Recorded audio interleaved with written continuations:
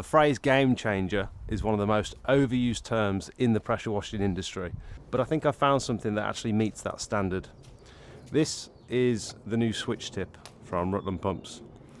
So before, when we'd be applying chemicals to a patio like this one, we'd just be using our X-Jet and we'd put the correct proportioner inside and that would adjust the dilution of the chemicals. But you can see the state of these now, they're absolutely battered.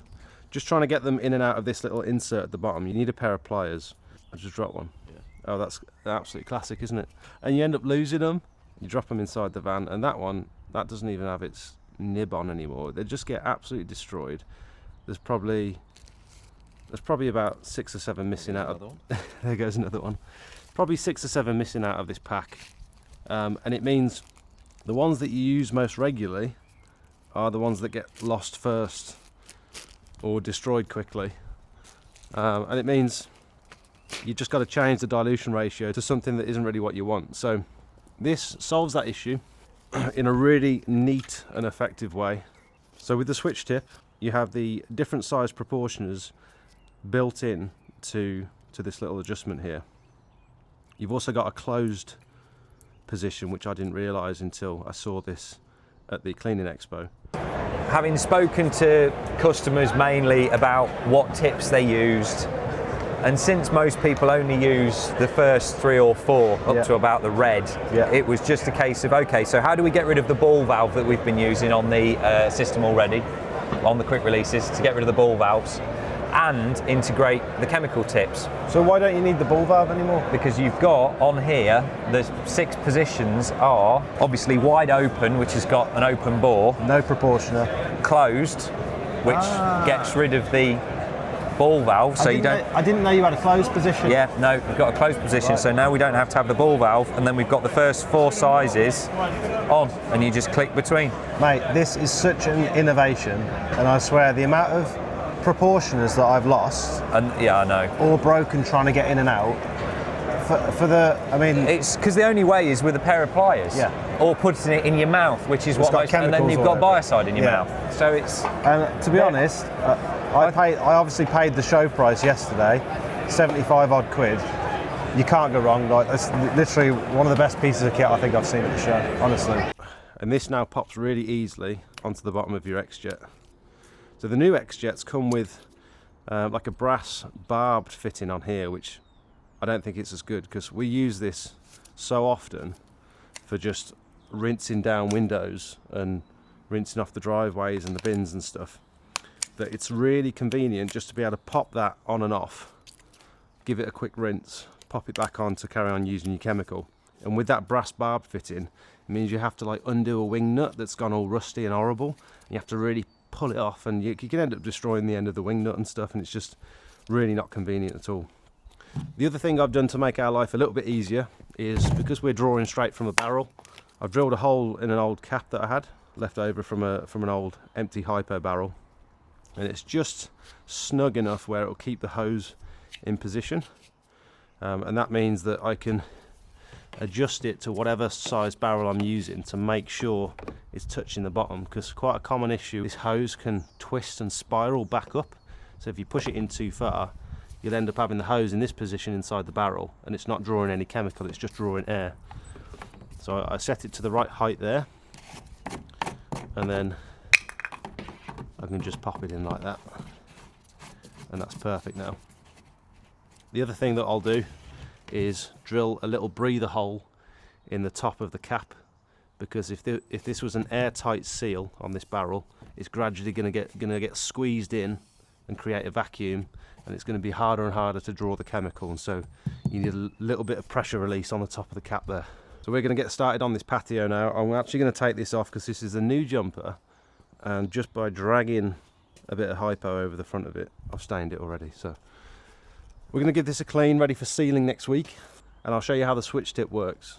So the main issue I think with working from proportioners like this is that we don't truly know what kind of flow rate we're working with. I'm not using a full 30 litres per minute, even though my machine is rated at 30 litres per minute.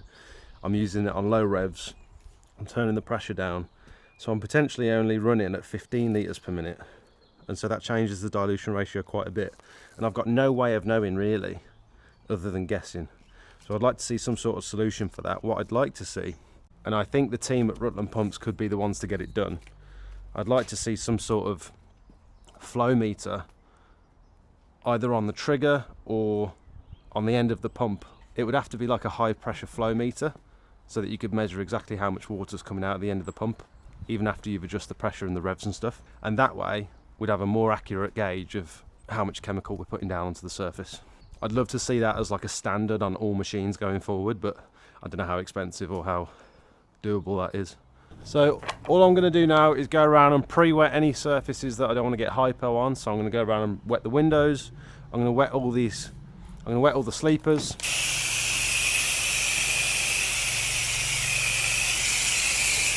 So if I was to splash hypo up onto these sleepers, it's going to leave lots of little bleach marks. And we're going to soak the grass as well.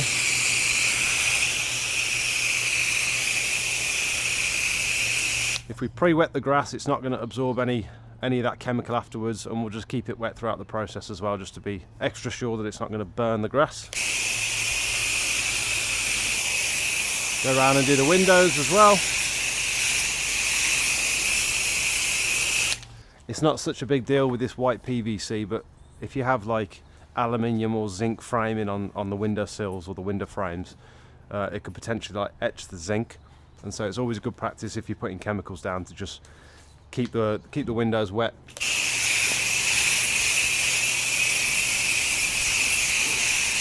If you're using things like Synergy or any sort of TFR or degreaser, and you allow that chemical to dry onto the windows or the windowsills, it's going to leave little chemical spots, and it means you've got to reapply that chemical to get rid of it. So it's always just good practice. Anywhere you don't want the chemical to be, just wet everything down. So this fence is painted wood, so it's not going to do too much damage to this, but this fence, I'm going to want to soak this fence down. It's just part of the territory of using an X-Jet. If anyone tells you that an X-Jet's the most controlled method of putting chemicals down, they'd be lying. You know, you've got to account for high wind and drift and splashes and stuff. If you're putting chemicals down with a pump sprayer, for example, it wouldn't be such an issue. Right. This is what I mean, like I can just hot swap between rinsing down and then start applying the chemicals. I can even change it to the closed position if I don't want to pop the end off. What should we go with this one? Should we go let's go number 3. That's what I was using before, and that was quite a nice. So officially on here, number 3 at 15 litres per minute is about 5.5 to 1. So that's around about where we want to be. I'm just assuming here that because I've got my revs turned down, my machine's just idling, and I've got my pressure turned right down, I'm just assuming that I'm using around about 15 litres per minute, but it's a big assumption because I'm just totally guessing. This is an ABEC 1 P3 mask. So the P3 is just the dust filter. The ABEC 1 part of it is for the chemical resistance, the fumes, all that sort of stuff. You can get these from Pure Seal. I'm steamed up already. That's a good start, isn't it? A couple of seconds for it to start drawing through the hose. There's about 1.5 metres of hose there, so it takes a few seconds to start coming through. There it is. One of the concerns Darren from my Discord channel had was the spring in the bearing. Yeah. How do you think that will cope over time? We had the springs made by a company called Lee Spring. It's Hastelloy, which is not totally stainless steel. It's got an alloy in it that is supposed to reduce its compression issues, because stainless steel is not a good material for making springs. Okay. It's okay for chemical resistance. It will still surface rust because salt will rust anything. Yeah. It doesn't matter what you use, salt will rust it. You often find actually that the lower the grade of stainless steel, the better resistance it has to corrosion. Okay. So you can use like 40-40 and it's terrible if you're rusting. Marine grade is actually a lower grade, but we've had them out testing for about 12 months. I haven't replaced any springs yet. Okay. But like with any other WaterTech product, if it fails, I'll just replace it.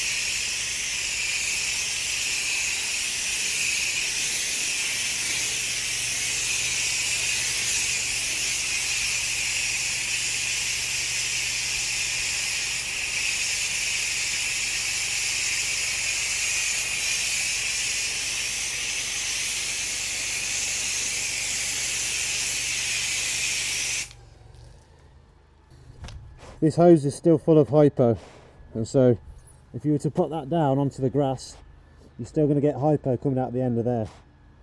So what I tend to do is put it on its most open position, which is number 5, and then just lift it above my head, and all that hypo is going to drain back down into the barrel, and then I've almost cleaned my hose out. And then at the end of the job, I'll put this back together and put it into a clean bucket of water and draw from a bucket of water instead, and that'll clean out the inside of the hose.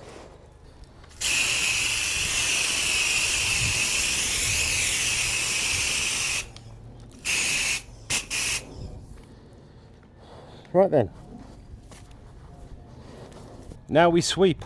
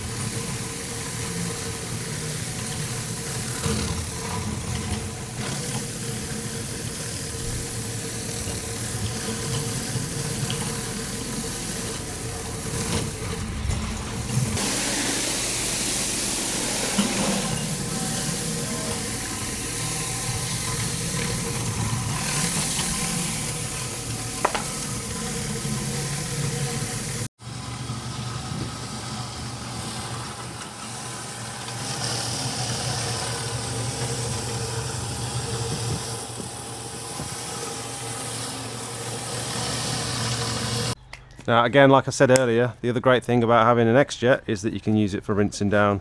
You've obviously got the adjustable nozzle at the end so you can shoot far, or you can adjust it so that you've got like a nice spray. You can go a little bit closer. What I would recommend, instead of getting yourself an X-Jet M5, I would personally just go straight to Rutland Pumps and get their Pro Jet, which is guaranteed to have that quick release thing at the bottom. You can also get the Pro Foam or the Pro Cannon, I think it is. So the Pro Foam is mainly for ground surfaces, getting your biocide to really foam up, and then the Pro Cannon is for shooting chemical sort of long distance.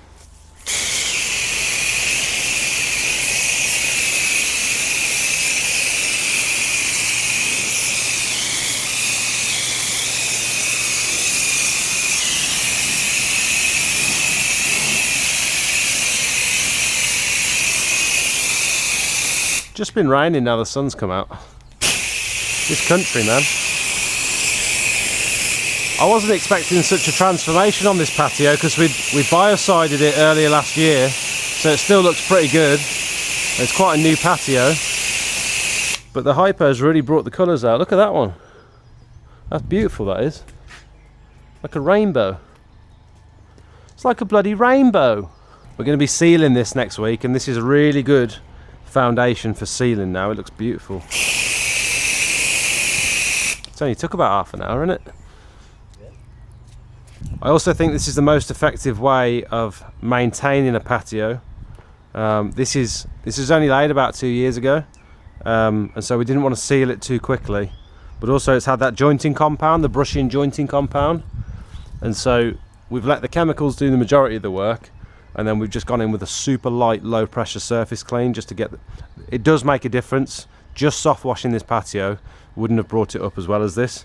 The surface cleaner definitely made a difference afterwards. But so these are all loose granules from that jointing compound, but what I don't want to do is leave these between the joints, so when I end up rolling the sealer on, it's going to pick all that up and spread it across the face of the slabs. So I want to make sure these joints are really nice and clean.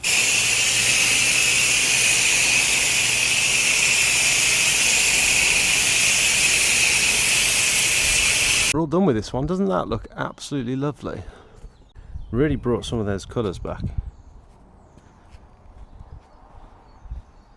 I didn't think this one was going to be that colourful, but it looks great. This is a really, really good base for sealing now. Some of these colours, man.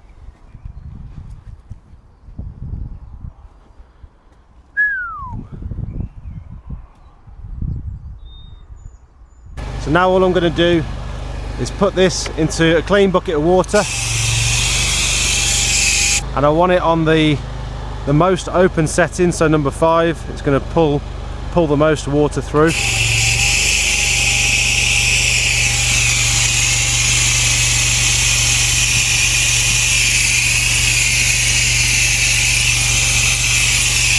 And that's cleaned out the inside of the hose now.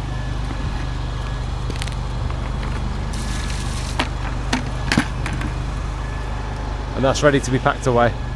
So I do realise with a lot of these videos, I do get into the habit of kind of teaching, and I don't know whether I'm actually qualified enough to be teaching people this sort of stuff just yet, but take everything I say with a pinch of salt. These are just my opinions, and this is just my experience with the tools. So now the real game changer would be, like I said, if someone can put some sort of flow reader on the outlet of, maybe even before the trigger, or on the outlet of the pump, so we know that when we adjust the revs, or when I adjust my needle valve, or even when I put a different nozzle on the end, when I'm using the turbo or where I'm using a fan nozzle and they're slightly different sizes, I want to know ideally exactly how much flow I'm using.